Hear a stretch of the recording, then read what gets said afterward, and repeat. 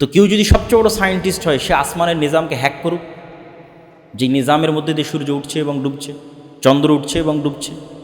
ইব্রাহিম আলাইহিস সালাম তো এই চ্যালেঞ্জ দিয়েছিলেন যে তুমি এটা করো।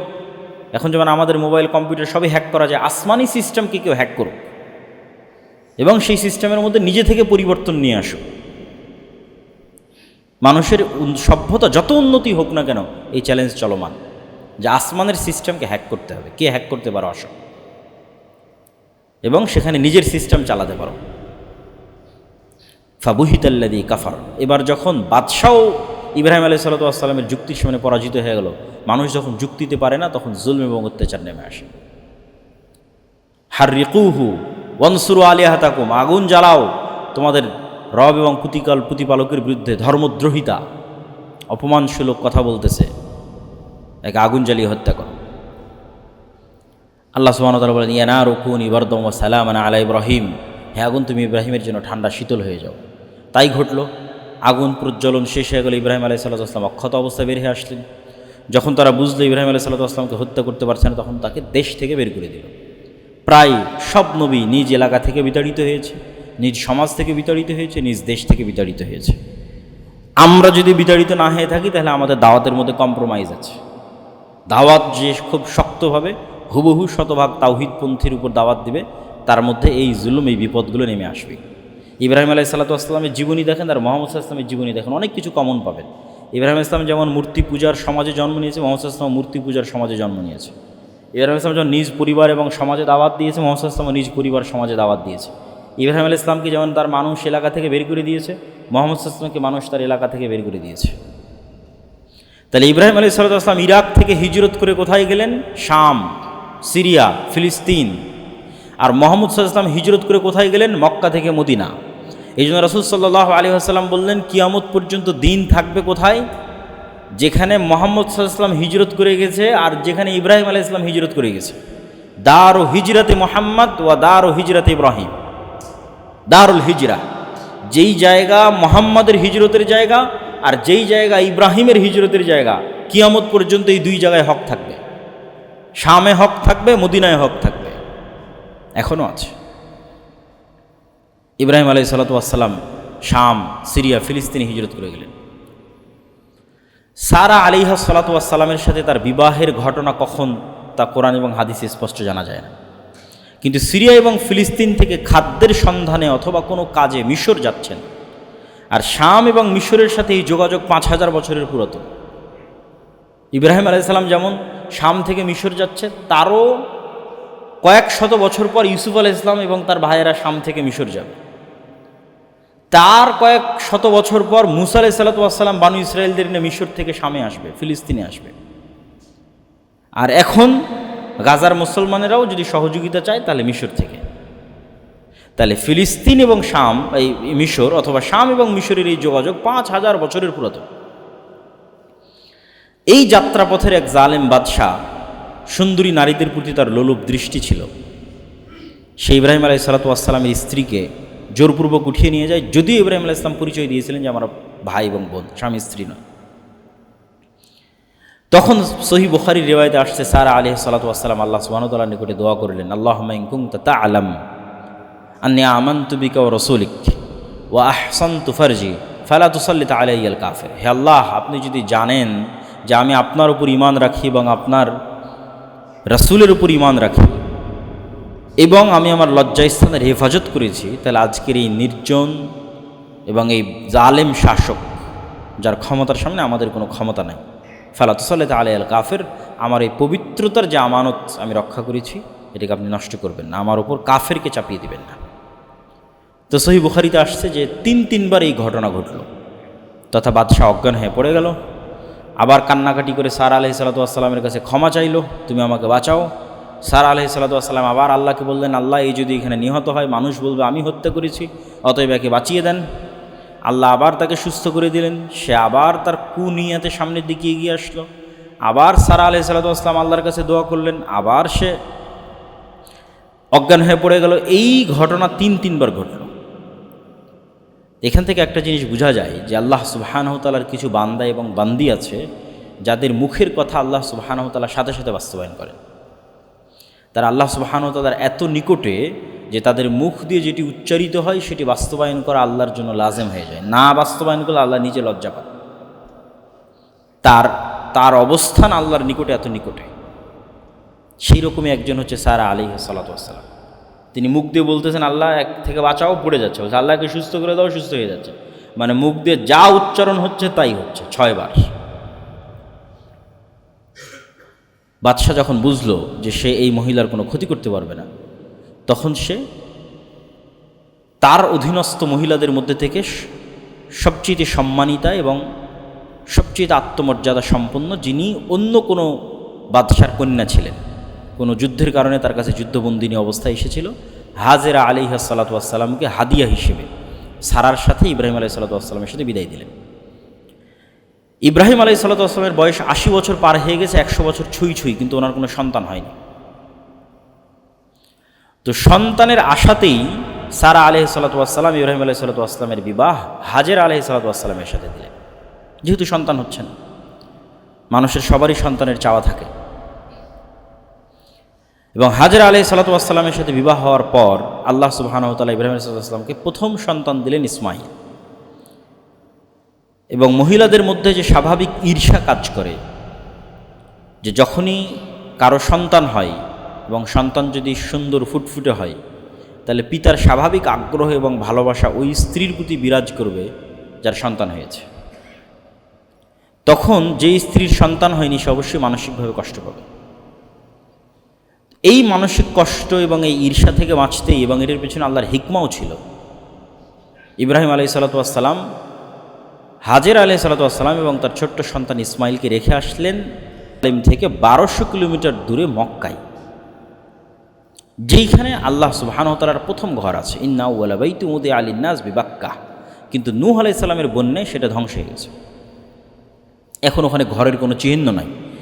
আদম আলাইহিস সালাতু ওয়াস সালাম যেখানে এবং হাওয়া আলাইহিস সালাতু ওয়াস সালাম যেখানে অবতীর্ণ হয়েছেন, বা যেখানে প্রথম মানুষ ঘর আবাদ করেছে, যেখানে প্রথম মানুষ ইবাদত করেছে, ফেরেশতারা যেখানে প্রথম ঘর তৈরি করেছে, সেটাই মক্কা, সেই প্রথম ঘরই কাবা। কিন্তু নূহ আলাইহিস সালামের বন্যায় সেটা মিটে গেছে।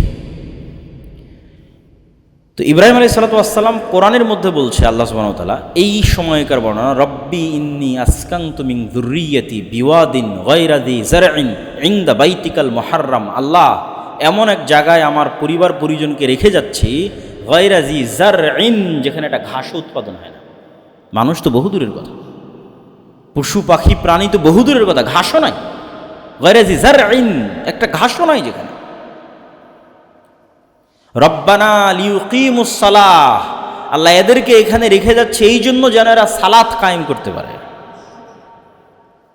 দোয়ার ধারাবাহিক, যেভাবে উনি বলেছেন ওইভাবে আমি বলতেছি, যেভাবে কোরআনে আছে সেভাবে বলতেছে, একদম ধারাবাহিক, যে আল্লাহ নির্জন মরুভূমিতে আমার পরিবার পরিজনকে রেখে যাচ্ছি, যেখানে একটা ঘাসও উৎপাদন হয় না। কেন রেখে যাচ্ছি? লিউকিমুস সালাহ, যেন এরা এই নগরীতে সালাত প্রতিষ্ঠা করতে পারে। হে আল্লাহ, আপনি মানুষের অন্তরকে ঘুরিয়ে দেন এই শহরের দিকে। পরের বাক্য, মানুষের অন্তরকে এই শহরের দিকে ঘুরিয়ে দেন। অরযুকহুম, আর হে আল্লাহ এই শহরে এদের রিজিকের ব্যবস্থা করে দেন। এই দোয়া ইব্রাহিম আলাইহিস সালাম করছেন কখন? যখন তিনি তার স্ত্রীকে রেখে পাহাড়ের আড়াল হয়েছেন তখন। আর যখন রেখে যাচ্ছেন তখন সহিহ বুখারীর রিওয়ায়াতে আছে যে হাজেরা আলাইহিস সালাতু ওয়াস সালাম বারবার জিজ্ঞেস করছেন, আইনা তাযহাব আনতা ইব্রাহিম, স্বামীর নাম ধরেই বলছেন, ইব্রাহিম আপনি কোথায় চলে যাচ্ছেন? এবং এমন জায়গায় রেখে যাচ্ছেন যেখানে সেই কিছুই নাই, লা ইনস ওয়ালা সেই, কোনো মানুষ নাই আর কিছুই নাই, মানুষও নাই, পশু পাখি গাছপালা কিছু নেই। তো ইব্রাহিম আলাইহিস সালাতু ওয়াস সালাম কোনো উত্তর দিচ্ছেন না। তিনবার এই প্রশ্ন করার পর হাজেরা আলাইহিস সালাতু ওয়াস সালাম বলেন, আল্লাহ আমারাক, আল্লাহ কি আপনাকে আদেশ দিয়েছে আমাদের এখানে রেখে যাওয়ার জন্য? ইব্রাহিম ইসলাম বললেন, নাম ফালাই ইউদাইয়া আনাল্লাহ। যখন ইব্রাহিম ইসলাম বললেন হ্যাঁ, তখন হাজেরা উত্তরে বলছেন, যদি আল্লাহর আদেশ হয় তাহলে আমাদেরকে আল্লাহ ধ্বংস করবেন না। কি পরিমাণ তাওয়াক্কুল, আল্লাহর উপর ভরসা হলে, আল্লাহর উপর ঈমান হলে এই ধরনের পরিস্থিতিতে এই ধরনের উত্তর দেওয়া যায়। এবং তারপরের ঘটনা তো আপনাদের জানাই আছে, যতটুকুই খাবার ছিল সেটা যখন শেষ হয়ে গেল এবং পানির অভাবে নির্জন মরুভূমিতে পানিরও ব্যবস্থা নেই। একটা মানুষকে, একটা পরিবারকে এমন জায়গায় রেখে যাওয়া হচ্ছে যেখানে পানিরও ব্যবস্থা নেই। এটা কল্পনাও করা যায় না, চিন্তাও করা যায় না। তো যখন উনি পানির সন্ধানে সাফা এবং মারোয়া দুই পাহাড়ের মধ্যে দৌড়াতে লাগলেন যে আশেপাশে কোনো মানুষ আছে কিনা, কারো কাছে সাহায্য চাওয়া যায় কিনা, পাওয়া যায় কিনা। তো এই সাফা এবং মারোয়া পাহাড়ে দৌড়ানোর কথা আল্লাহ কোরআনে বলছেন, ইন্না সাফা ওয়াল মারওয়াতা মিন শাআইরিল্লাহ। এই সাফা আর এই মারোয়া পাহাড়ে আজকে একজন সাধারণ মহিলা তার নিজ প্রয়োজনে দৌড়াচ্ছে, কিন্তু তাদের তাওয়াক্কুল এবং ঈমান আল্লাহর উপর এত বেশি যে একজন সাধারণ মহিলার নিজ প্রয়োজনে এই সাধারণ দৌড়ানোকে আল্লাহ কিয়ামত পর্যন্ত ইবাদত বানিয়ে দিলেন, যে পৃথিবীর সর্বশ্রেষ্ঠ মানুষও ইবাদতের উদ্দেশ্যে এখানে দৌড়াবে। ইন্না সাফা ওয়াল মারওয়াতা মিন শাআইরিল্লাহ। সাফার মারওয়াকে আল্লাহ কিয়ামত পর্যন্ত নিদর্শন বানিয়ে দিলেন। তাদের তাওয়াক্কুল আলাল্লাহের যে কবুলিয়ত, যে পাওয়ার, যে ক্ষমতা। তারপরে জিব্রাইল আলাইহিস সালাতু ওয়াস সালামের পা অথবা পাখার আঘাতে সেখানে জমজমের কুয়ার তৈরি হলো, এবং এটাও একটি নিদর্শন আল্লাহ সুবহানাহু ওয়া তাআলার, যে মরুভূমির মধ্যে থেকে পানির বের হয়ে আসা যেমন নিদর্শন, এবং সেই পানি শেষ না হওয়া তেমন নিদর্শন।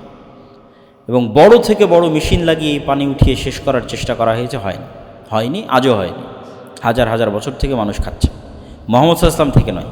এই যে বললাম না যে ইহুদি এবং খ্রিস্টানরা জানে না, হাজার হাজার ইহুদি জানে না যে কাবাঘর কে তৈরি করেছে, এই জমজম কার। এগুলো যে ইব্রাহিম আলাইহিস সালাতু ওয়াস সালামের হিস্ট্রি, এটা তারা জানে না। আপনি যে কোনো ইহুদিকে জিজ্ঞেস করুন কে কাবা তৈরি করবে, মুহাম্মদ সাল্লাল্লাহু আলাইহি ওয়াসাল্লাম তৈরি করেছে। কাবা তো মুহাম্মদ সাল্লাল্লাহু আলাইহি ওয়াসাল্লাম তৈরি করেনি। কাবা তো মুহাম্মদ সাল্লাল্লাহু আলাইহি ওয়াসাল্লামের হিস্ট্রি না। হজ কার জন্য? মুহাম্মদ সাল্লাল্লাহু আলাইহি ওয়াসাল্লামের ইতিহাস না। হজ তো ইব্রাহিম আলাইহিস সালামের ইতিহাস। কুরবানি কার? কুরবানি ইব্রাহিম আলাইহিস সালামের ইতিহাস। তথা আমরা এই মাসে যা বাস্তবায়ন করতে যাচ্ছি এগুলো একটাও স্টার্টিং মুহাম্মদ সাল্লাল্লাহু আলাইহি ওয়াসাল্লাম নয়, এগুলো সবগুলোর স্টার্টিং ইব্রাহিম আলাইহিস সালাতু ওয়াস সালাম। সেটা হজ হোক, সেটা কুরবানি হোক, যেটাই হোক। এবার ইব্রাহিম আলাইহিস সালাতু ওয়াস সালাম ফিরে গেলেন সন্তান সন্ততিকে রেখে জেরুজালেম, শাম, সিরিয়া, ফিলিস্তিন, এবং আল্লাহ সুবহানাহু ওয়া তাআলা তাকে স্বপ্নে দেখালেন যে তিনি তার সন্তানকে কুরবানি করতেছেন। এটা পরীক্ষা। ইব্রাহিম আলাইহিস সালাতু ওয়াস সালামের মতো আল্লাহর এত প্রিয় বান্দার অন্তর বেশি ভালোবাসার জন্য পাগল হয়ে গেছে তার সন্তানের। এখন সন্তান এবং যেই স্ত্রীকে উনি বেশি ভালোবাসতেন, যেই সন্তানকে বেশি ভালোবাসতেন, দূরে রেখে আসো। তো দূরে রেখে আসার পরেও হয়তো ইব্রাহিম আলাইহিস সালামের অন্তর থেকে সেই ভালোবাসাটা কমতেছে না। তো ইব্রাহিমের অন্তরে তো শুধু রাজ থাকবে রব্বুল আলামিনের, সন্তান সন্ততির নয়। কেন? এটাই ফিতনা। তাহলে তো আপনি জীবন দিতে পারবেন না, স্যাক্রিফাইস করতে পারবেন না, আপনি জিহাদে যেতে পারবেন না যদি আপনার সন্তানের প্রতি বেশি ভালোবাসা থাকে আল্লাহর চাইতে। যদি আপনি স্ত্রীর প্রতি আল্লাহর চাইতে, টাকার প্রতি আল্লাহ, জীবন দেওয়ার জন্য যেতে পারবেন না, মুনাফিক হয়ে যাবেন। তাহলে প্রকৃত হানিফ, প্রকৃত কানেত, যেটা দিয়ে শুরু করেছিলাম, ওই পরীক্ষায় তো পাশ করতে হবে। তাহলে অন্তরে সর্বোচ্চ ভালোবাসা থাকতে হবে রব্বুল আলামিনের, সন্তানের নয়, স্ত্রীর নয়। এবার আল্লাহ সুবহানাহু ওয়া তাআলা আদেশ দিলেন, যাও যে সন্তানকে ভালোবাসো ওই সন্তানকে জবাই করো। ভালোবাসার পরীক্ষা। ইব্রাহিম আলাইহিস সালাতু ওয়াস সালাম জেরুজালেম থেকে আবার আসলেন মক্কায়। ইয়া আবাতি ইন্নী আরা ফিল মানাম, ইয়া বুনাইয়া ইন্নী আরা ফিল মানামি আন্নী আযবাহুকা। হে আমার বৎস, হে আমার সন্তান, আমি দেখতেছি আমি স্বপ্নে তোমাকে জবাই করতেছি। ফানজুর মাযা তারা, তুমি বলো তোমার মতামত কি। ইয়া আবাতি ফাআল মা তু'মার সাতাজিদুনি ইনশাআল্লাহ মিনাস সাবিরিন। হে আমার পিতা, আল্লাহ আপনাকে যে আদেশ দিয়েছে আপনি করেন, আপনি আমাকে ধৈর্যশীলদের অন্তর্ভুক্ত পাবেন। ফালাম্মা আসলামা ওয়া তাল্লাহু লিল জাবিন ওয়া নাদাইনাহু আইয়া ইব্রাহিম। দুইজনই যখন ইসলাম গ্রহণ করলো, শাব্দিক অনুবাদ করলাম কোরআনের আয়াতে, ফালাম্মা আসলামা, দুইজনই যখন ইসলাম গ্রহণ করলো। ইসলাম নামটা এখান থেকে এসেছে। কি ইসলাম গ্রহণ করলো দুইজন? তথা পিতা তার সন্তানের প্রতি ভালোবাসাকে কুরবানি দিয়ে দিল, কেননা এটা আল্লাহর আদেশ। সন্তান নিজের জীবন কুরবানি দিয়ে দিল, কেননা এটা আল্লাহর আদেশ। আল্লাহর আদেশের সামনে এই লেভেলের আত্মসমর্পণকে ইসলাম বলা হয়, যে আল্লাহর আদেশের সামনে সর্বোচ্চ পর্যায়ের আত্মসমর্পণ। তখন আমি ডাক দিয়ে বললাম, ওয়া নাদাইনাহু আইয়া ইব্রাহিম কদ সাদ্দাক্তার রুইয়া। ইব্রাহিম, তুমি তোমার স্বপ্নকে সত্য করেছো, তোমার সন্তানের জীবন নেওয়ার আমার দরকার নাই। ইট ওয়াজ জাস্ট এক্সাম, একটা পরীক্ষা ছিল, ইমতিহান। ওয়া ফাদাইনাহু বিযিবহিন আযীম, বরং তোমার সন্তানকে আমি মুক্ত করে দিচ্ছি এর চেয়ে বড় কুরবানি দিয়ে। এবং আসমান থেকে কুরবানি পাঠানো হলো এবং সেই কুরবানি জবাই করার মাধ্যমে ইসমাইল আলাইহিসসালামকে মুক্ত ঘোষণা করা হলো। তো ইব্রাহিম আলাইহিসসালাম এই যে পরীক্ষায় পাশ করলেন, সন্তানের প্রতি ভালোবাসা, স্ত্রীর প্রতি ভালোবাসা, উনি কাকে বেশি ভালোবাসেন? আল্লাহ সুবহানাহু ওয়া তাআলাকে সবচেয়ে বেশি ভালোবাসেন। তো এই পরীক্ষায় পাশ করার পুরস্কার হিসেবে এবার আল্লাহ সুবহানাহু ওয়া তাআলা তাকে আরও একটা সন্তান দিলেন সারার গর্ভে, ইসহাক আলাইহিসসালাম। তোমাকে আদেশ দিয়েছিলাম এক সন্তান কুরবানি করার, চলো তোমাকে আরও একটা সন্তান দিয়ে দিচ্ছি। এবার ইসহাক আলাইহিসসালামকে যখন আল্লাহ সুবহানাহু ওয়া তাআলা দিলেন, এই যে ইসহাক থেকে শুরু করে ঈসা আলাইহিস সালাম পর্যন্ত লম্বা সময়, এই লম্বা সময় যদি আমরা ধারাবাহিক দুই একটা নবীর নাম বলি, কোরআনে ধারাবাহিক আল্লাহ সুবহানাহু ওয়া তাআলা অনেক নবীর নাম এই জায়গায় বলেছে।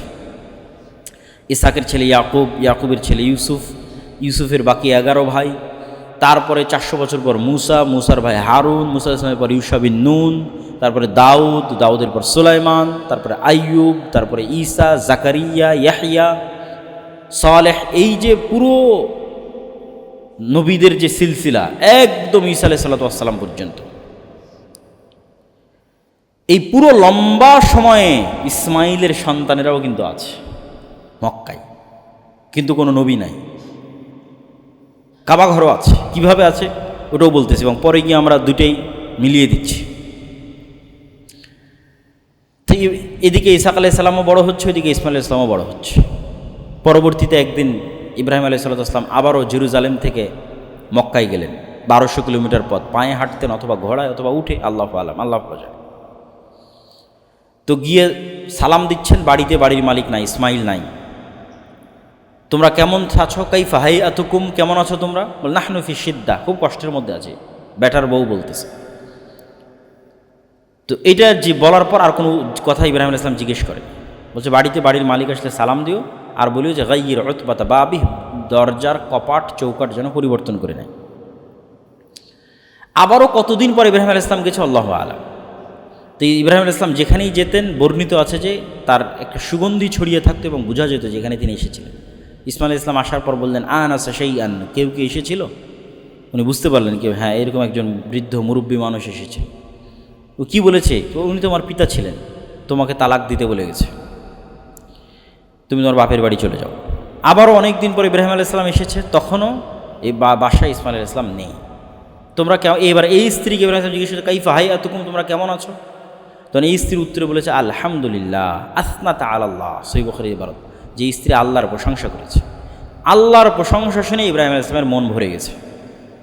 এটাই কিন্তু উনি শুনতে চেয়েছিলেন, যে তুমি কষ্টে থাকো আর দুঃখে থাকো, প্রশংসা হতে হবে আল্লাহর, ধৈর্য থাকতে হবে, সবর থাকতে হবে, নাহলে সংসার এবং পরিবার টিকবে না। অধৈর্য এবং অল্পে সন্তুষ্ট না এরকম কোনো স্ত্রীদের পরিবার সামনের দিকে আগাবে না, বড় হবে না। যখন আসনাত আলাল্লাহ, আল্লাহর শুকরিয়া আদায় করেছে, ইব্রাহিম আলাইহিস সালামের মন খুশি হয়ে গেছে।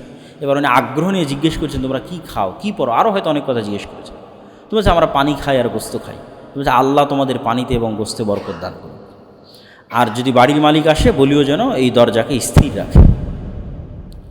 এরপরে আর একবার ইব্রাহিম আলাইহিস সালাম গেলেন, তাহলে এটা পঞ্চমবার। এখন যেটা এই পঞ্চমবার যখন ইব্রাহিম আলাইহিস সালাম গেলেন, এবার ইসমাইল আলাইহিস সালামের সাথে তার সাক্ষাৎ হলো। ওয়াইদ ইয়ারফা ইব্রাহিমুল কওয়াইদ মিনাল বাইত ওয়া ইসমাইল রব্বানা তাকাব্বাল মিন্না ইন্নাকা আনতাস সামিউল আলিম। এবার ইব্রাহিম আলাইহিস সালাম বললেন, এখানে আল্লাহর একটা ঘর আছে, এই ঘর আমাকে এবং তোমাকে তৈরি করতে হবে, এটা আল্লাহর আদেশ। তখন বাপ বেটা মিলে পাথরের উপর পাথর রেখে তৈরি করতে লাগলেন, আর একটা পাথরকে আল্লাহ লিফটের মতো মোজেজা দিয়ে দিলেন, যেটা মাকাম ইব্রাহিম। উঁচুতে উঠতে চাইলে উঁচুতে উঠে, নিচে নামতে চাইলে নিচে নামে। ওয়াতাহহির বাইতি লিত-তাইফিনা ওয়াল আকিফিনা ওয়ার রুকআইস সুজুদ। আর আল্লাহ আমাকে আদেশ দিয়েছেন এখান থেকে হজের ঘোষণা দিতে, এবং এই ঘর পরিষ্কার রাখতে তাওয়াফকারীদের জন্য, রুকুকারীদের জন্য, সিজদাকারীদের জন্য। কাকে আদেশ দিচ্ছে পরিষ্কার রাখতে? ইব্রাহিম আর ইসমাইল। তাহলে ইব্রাহিম আর ইসমাইল হলো মসজিদের খাদেম। তাহলে ইব্রাহিমের ওই সন্তানের বংশধরেরাও মসজিদের খাদেম, যেমন মারিয়াম আলাইহিস সালাম মসজিদের খাদেম। ইব্রাহিমের এই সন্তানের বংশধরেরাও মসজিদের খাদেম। ডাইরেক্ট কোরআনের আয়াত, যে মসজিদ পরিষ্কার রাখার দায়িত্ব তোমাদের। তাহলে মসজিদের সাথে কানেক্টেড থাকলে আদর্শ পরিবার তৈরি হয়। যদি ইব্রাহিমের পরিবারকে সবচেয়ে আদর্শ পরিবার গণ্য করা হয়, তাহলে ইব্রাহিমের দুই পরিবারই, ইব্রাহিম এবং ইসমাইল এবং ইসহাক, এরা হচ্ছে মসজিদের সাথে কানেক্টেড। এদের কাজ মসজিদ রক্ষণাবেক্ষণ করা, মসজিদ পরিষ্কার করা, মসজিদ দায়িত্ব পালন করা। ওয়াজ্জিন লিন্নাস ওয়াজ্জিন ফিন্নাস বিল হজ, আর মানুষের মধ্যে হজের ঘোষণা দিয়ে দাও। কোনো মানুষ নাই, জন নাই, পরিবার নাই, পরিজন নাই, মানুষের মধ্যে হজের ঘোষণা দেওয়া হলো। তাহলে এই হজ ইব্রাহিম আলাইহিস সালামের যুগ থেকে চলে আসতেছে। এবং যখন মুহাম্মদ সাল্লাল্লাহু আলাইহি ওয়াসাল্লাম ছোটোবেলায়, তখনও তার বাপদাদারা হজ করতেন। যখন মুহাম্মদ সাল্লাল্লাহু আলাইহি ওয়াসাল্লাম ছোট, তখনও তিনি এদের চাচাদের সাথে দায়িত্ব পালন করতেন। মানুষজন বিভিন্ন দিক থেকে হজ করতে আসতো, তো জমজমের পানি তাদেরকে খাওয়ানোর জন্য কুয়া থেকে পানি উঠিয়ে তাদের খাওয়ানো হতো। তাহলে হজ চলমান ছিল, কাবা ঘরে তাওয়াফ চলমান ছিল মুহাম্মদ সাল্লাল্লাহু আলাইহি ওয়াসাল্লাম নবী হওয়ার আগে থেকেই। আলাম তারা কাইফা ফাআলা রাব্বুকা বিআসহাবিল ফিল আলাম ইয়াজআল কাইদাহুম ফি তাজলিল। আব্রাহার বাহিনী আসলো কাবা ধ্বংস করতে, মুহাম্মদ সাল্লাল্লাহু আলাইহি ওয়াসাল্লামের তখন জন্মই হয়নি। তাহলে কাবা অস্তিত্বমান, যেটা ইব্রাহিম আলাইহিস সালাম তৈরি করে গেছে। তাহলে এরা কার সন্তান? এই দীর্ঘ সময়ে, যেই দীর্ঘ সময় ইসহাক থেকে, ইয়াকুব থেকে, ইউসুফ থেকে, তার 400 বছর পরে মুসা হয়ে, হারুন হয়ে, দাউদ হয়ে, সুলাইমান হয়ে, আইয়ুব, ঈসা, জাকারিয়া হয়, ঈসা আলাইহিস সালাম পর্যন্ত, এই যে লম্বা 2,500-3,000 বছর, এই 2,500-3,000 বছর ইসমাইলের সন্তানেরা এখানে আছেই। এই কাবা এবং কাবার পাশে আছি, এই কাবা আবাদ করছে, এখানে হজ হচ্ছে, সব হচ্ছে। আল্লাহ সুবহানাহু ওয়া তাআলা তাওরাত, জবুর, ইনজিল সবগুলোতে বলে রাখলেন তোমাদের ভাইয়ের মধ্যে একটা নবী আসবে। তারা মনে করলো এই ভাই মনে হয় আমরাই, ইয়াকুব এবং তার 11 সন্তান। কিন্তু ইসহাকেরও তো ভাই আছে, ইসমাইল। ইসমাইলের বংশতে একজনও নবী আসেনি। মুহাম্মদ সাল্লাল্লাহু আলাইহি ওয়াসাল্লামের নবুয়তের সবচেয়ে বড় প্রমাণ হচ্ছে, এখন পর্যন্ত, আজ পর্যন্ত ইসমাইলের বংশে মুহাম্মদ ছাড়া কেউ নবীর দাবি করেনি। যে মুহাম্মদ সাল্লাল্লাহু আলাইহি ওয়াসাল্লামের আগে ইসমাইলের বংশে আর কেউ নবীর দাবি করত, মুহাম্মদ সাল্লাল্লাহু আলাইহি ওয়াসাল্লামের পরে ইসমাইলের বংশে আর কেউ নবীর দাবি করত, that would be a conflict, সেটা একটা কনফ্লিক্ট হতে পারত। কিন্তু ইসমাইল আলাইহিস সালামের বংশে আজ পর্যন্ত, টিল নাও, কেউ নবী দাবি করেনি একজন ছাড়া, মুহাম্মদ সাল্লাল্লাহু আলাইহি ওয়াসাল্লাম। তাহলে মুহাম্মদ সাল্লাল্লাহু আলাইহি ওয়াসাল্লাম রক্তে ইব্রাহিমের উত্তরসূরি, আদর্শে ইব্রাহিমের উত্তরসূরি, ঐতিহ্যও, যে ইব্রাহিম কাবা তৈরি করেছে, জমজম ইব্রাহিম আলাইহিস সালামের কানেক্টেড, হজ ইব্রাহিম আলাইহিস সালামের কানেক্টেড, কুরবানি ইব্রাহিম আলাইহিস সালামের সাথে কানেক্টেড। যে একটা মিসিং ছিল সেটা হচ্ছে ইব্রাহিমের আরেক সন্তান ইসহাক, ওইটাও মুহাম্মদ সাল্লাল্লাহু আলাইহি ওয়াসাল্লাম কানেক্টেড করলেন। আল্লাহ বললেন সালাত আদায় করতে হবে মসজিদে আকসামুখী হয়ে, অথচ তখন মক্কাতেই আছে, কাবাতেই আছে। কাবাতে থেকে সালাত আদায় করতে হচ্ছে মসজিদে আকসামুখী হয়ে। এটা ওই মক্কা এবং ওই মদিনার ইহুদি খ্রিস্টান ছাড়া এই মুশরিকদের এটা নলেজও ছিল না যে এটা কেমনে সম্ভব। যেখানে ছোটোর থেকে আমরা বড় হচ্ছি এই কাবাকে দেখে, সেখানে মুহাম্মদ কেমনে মসজিদে আকসার দিকে মুখ করে সালাত আদায় করছে। কিন্তু ইহুদিরা বুঝত যে মসজিদে আকসার দিকে মুখ করে কেন সালাত আদায় করে, এটার কারণ ইহুদিরা বুঝত। তারপরে মুহাম্মদ সাল্লাল্লাহু আলাইহি ওয়াসাল্লাম যখন বললেন যে তিনি মেরাজে গেলেন, সুবহানাল্লাযী আসরা বিআবদিহি লাইলাম মিনাল মাসজিদিল হারামি ইলাল মাসজিদিল আকসা আল্লাযী বারাকনা হাওলা। মক্কা থেকে ডাইরেক্ট আকাশে উঠানো হয়নি, মক্কা থেকে মসজিদে আকসায় নিয়ে যাওয়া হয়েছে। মসজিদে আকসায় সকল নবীর মধ্যে সালাত আদায় হয়েছে, সেখান থেকে আকাশে উঠানো হয়েছে। তো পুরো ইব্রাহিম আলাইহিস সালাতু ওয়াস সালামের যে জীবনী এবং ইব্রাহিম আলাইহিস সালাতু ওয়াস সালামের 2 সন্তান